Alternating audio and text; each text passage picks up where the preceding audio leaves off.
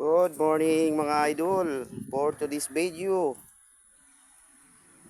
nagbaklas tayo ng bubong para lalagyan natin ng insulation.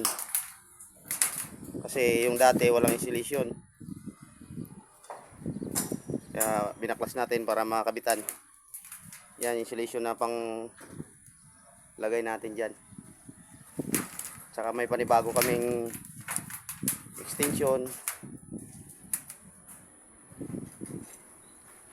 na ginawa.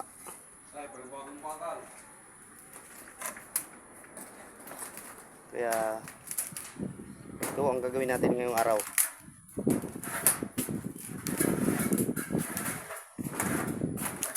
Inaantay natin yung electrician para may patawid yung kuryente dun sa bago nating gawa.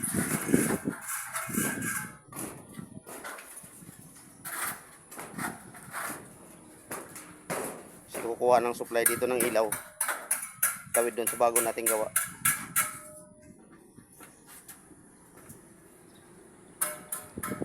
Yun ang space ng Amaya. Napakalawak. Maraming bahay.